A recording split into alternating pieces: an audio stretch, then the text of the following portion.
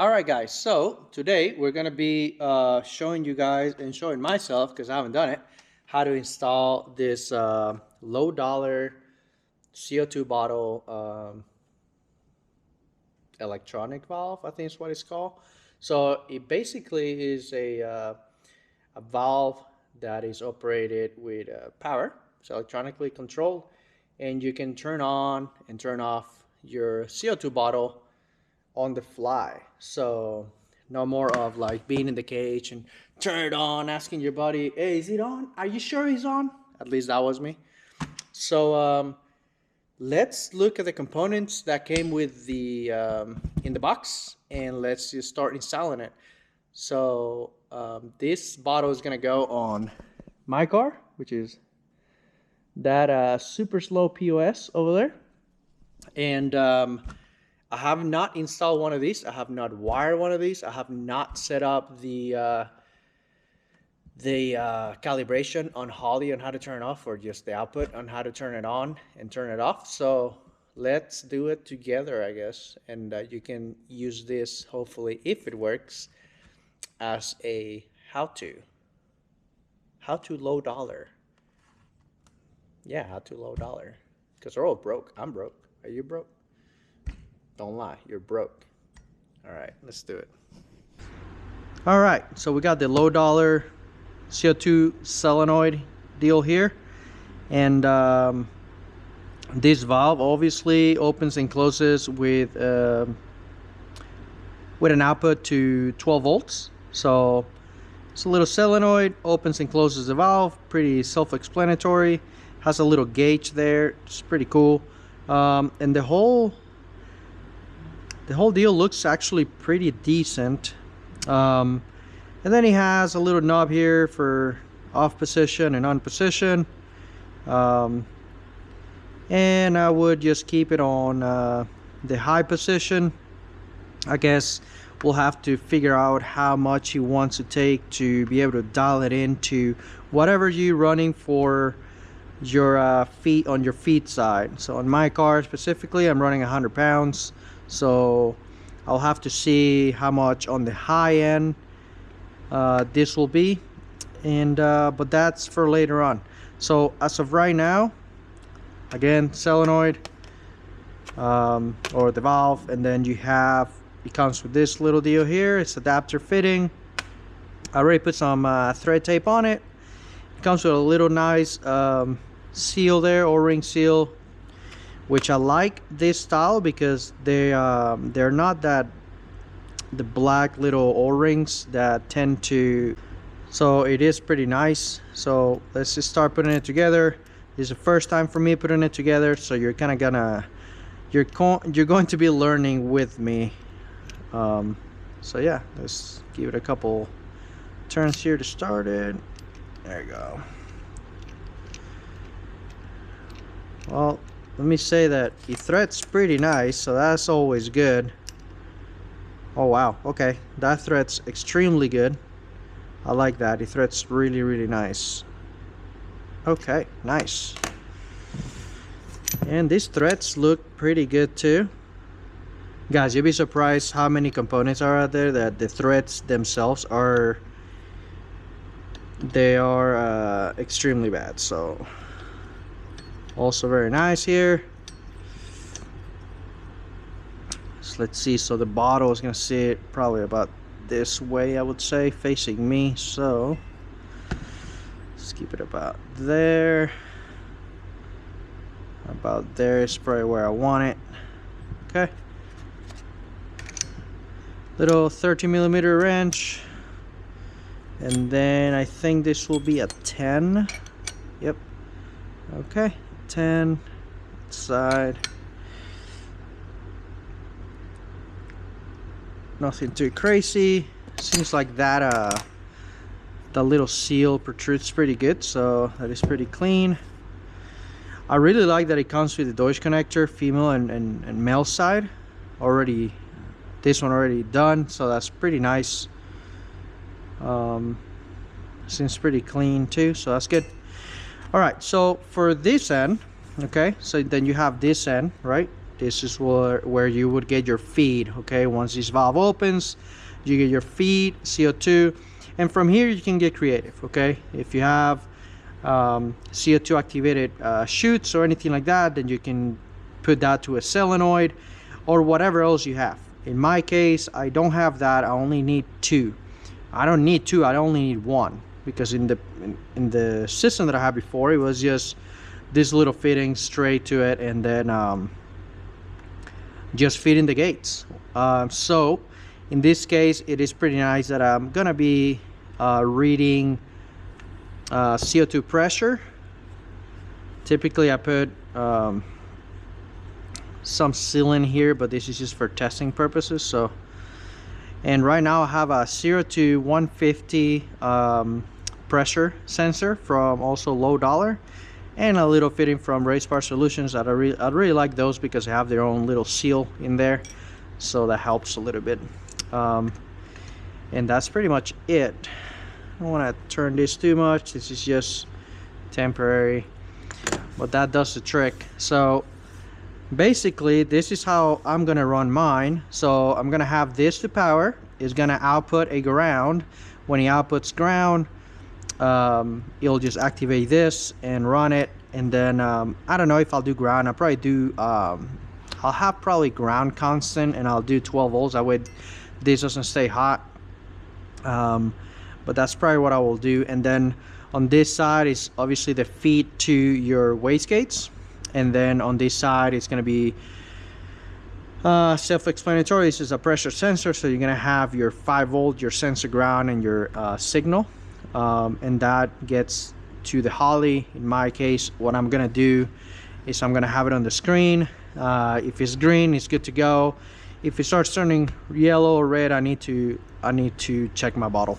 So as of right now, this bottle, I have to actually charge this bottle up, but this one, I have like 3 bottles and I only have one that has some pressure, but it's a big bottle. I wanted to kind of duplicate what I'm trying to do here. This bottle has like 40 pounds or so. So the valve is open.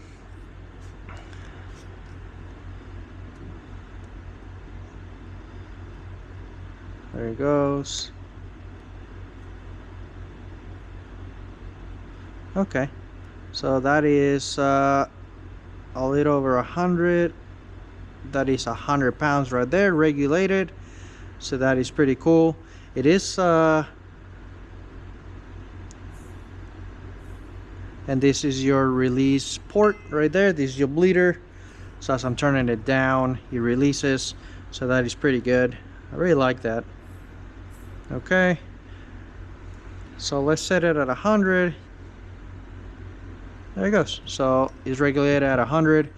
So if I were to put power and ground on this right now, it will bleed out towards this one, obviously towards this one, but we have a sensor, so it'll bleed towards the T, and then we get CO2. And the way that we can do this is we can trigger it any way we want. I mean, it's possibilities are kind of endless here. We can trigger it via boost. We can trigger it with TPS signal. We can trigger that output however we want. I think in my case, what I'm gonna do is initially I'm just gonna put a button on my screen. If you have a Terminator X and you have the small screen only, you can just trigger with an output. If you need any help figuring it out, just send me a message, leave in the comment below, or follow my page LandoTune, and send me a message through Facebook or on my business site. And then if you need help with the tune or anything like that and how to trigger things like this, not only this but anything else, it's pretty simple, and I can help you with that. So so this is pretty much how the setup looks. Obviously only that connected. Again, these fittings will work, that it comes with a kit. Actually says LowDoller on the fitting. This is for the bigger fitting stuff. And nice adapter, so if you want to run this stuff as well for older lines, older solenoids, whatever else, I mean, it is really endless, the options, that whatever you want to do with this stuff.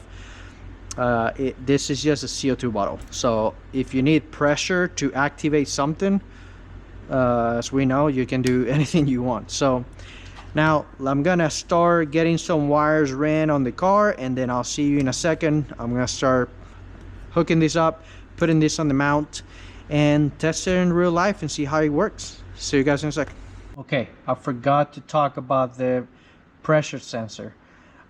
This is common knowledge if you have a Holley and you wire a couple sensors, but I'm gonna show you real quick what you would do with that 3-pin connector on a pressure sensor. So if you want to read what kind of bottle pressure you have on your dash, or you just want to have it as a piece of data that will be here under sensors or under whatever you want to do with it, you just have to have, again, 3 wires. It's going to be your sensor ground, it's going to be your 5 volts, and it's going to be your input. Okay, so in this case we are here in input. We're going to just write CO2 pressure. We're just going to do something very simple just to get it going, and that's going to be a 5 volt. I'm going to go configure it, and it is going to be a custom pressure. It's going to be 150 psi. Okay, 150, 0, and the calibration on this sensor is 0.50 and 4.5. Oops, 4.50. And we're gonna roll this real quick, smooth it out, and then smooth this out. All right, and that should give us our calibration. Make sure you go on your pin map under your inputs. Okay, you're gonna have your CO2 pressure there. We're gonna put on, in this case, we're gonna put it, let's see, on B9. And then you need to find where you want to put the 5 volts and the sensor ground. You just need to grab them from wherever you need to grab them from. Sensor ground, there's plenty of locations on your Dominator, but to be honest with you, if you're confusing on 5 volts and sensor ground, you probably need to be looking at a different video. And if not, at least look at your Holley manual and take a look at how it works. Alright guys, so we have the bottle mounted here using the Motion Raceworks bracket, and then we have our CO2 line here, then we have our pressure sensor wired to the ECU, and then we have our positive and negative running down the roll cage, and that is going to the ECU. So now write the file and put this sensor on the screen so we can get an accurate reading and make sure that we're seeing pressure move around as we want it. Let's check it out. All right, I gotta put some fuel in the car, some methanol. It's pretty nice to have my methanol fuel system here, or my personal fuel tanks here. Thanks to the guys at ChemSource Racing Methanol. I don't know if you can see there, but look them up on Facebook. They're doing great things out there. Really good, really clean methanol.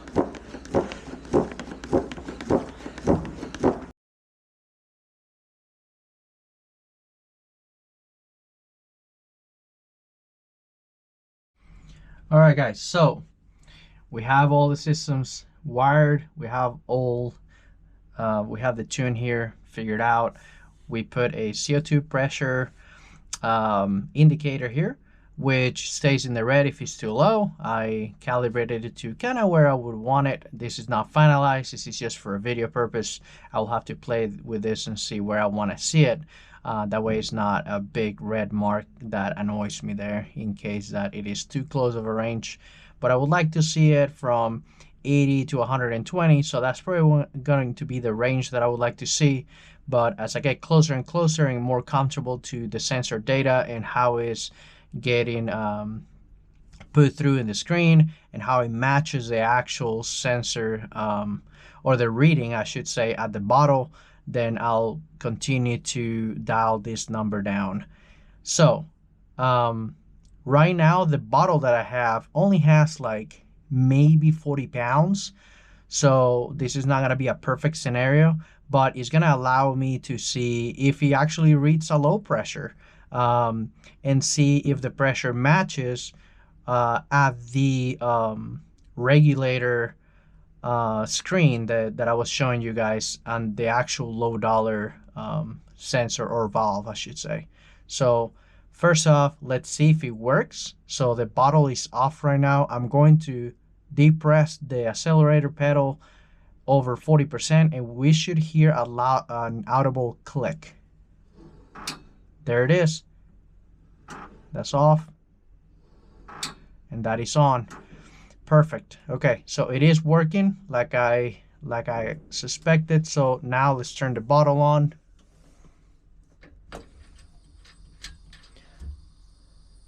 Okay, so we have pressure there. I don't know how far this is gonna go because again, I don't have a lot of pressure on that bottle. Okay, so we're seeing 20 pounds of pressure. As I suspected, the bottle is a little low. Now let's put the car outside, let's let it warm up and see if it goes up as the car is running as well.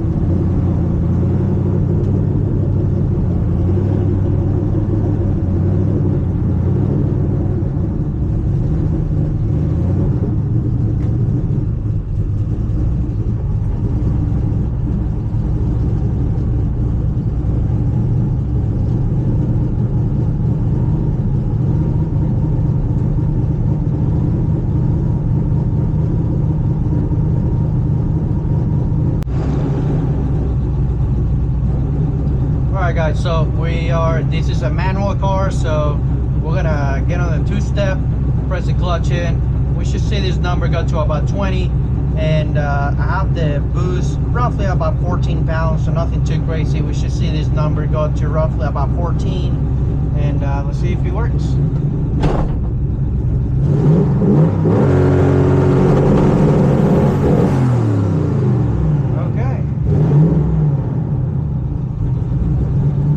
I think I actually left it at 20 pounds. So it built about 21 pounds and the CO2 did work. So whenever you saw over 40% TPS, the line actually came on and it was extremely quick. There was zero delay there. Alright guys, so as you could tell, the CO2 system works flawlessly. So now at this point, I'm just gonna take these fittings off, put some sealant on these fittings because I actually can hear them bleeding out, and then that's it. This bottle has quite literally, let's see, actually let's use it to see, about 10 pounds, even though it's leaking a little bit, 9 pounds. This thing is done. So, which is great to know though. This is awesome to see that we'll able to, if this thing is red, is telling us, hey man, your CO2 pressure is too low. So big props to LowDoller. This is as simple as it gets to install and it works awesome. So there you go guys, this is how you can kind of do it. You can get as creative as you want, and this is what I love this thing. All right guys, so that is it for the video on how to put this. Actually, let me use something here real quick. Okay, that's a little bright, but this is my shift light. So again, you can do all kinds of stuff with Holley. LowDoller makes it super easy to wire this stuff up and use it. And again, the options are pretty much infinite. So if you enjoyed the video, give me a subscribe, leave a comment below on what you would like to see next. And if you need some help with tuning or wiring a car or something like that, just let me know. Go to my Facebook page, Lando Tune, and let me know how I can help. All right guys, see you in the next video. Hopefully back at working on the Fox body, which is awesome because I don't do any of this stuff on the Fox body, even though I'm probably gonna put that valve on the Fox. But the Fox body is just fun. This is where I kind of test new stuff and have fun with it also on this kind of this is not really the nerd side, but the nerd side. All right guys, see you on the next one. Boom.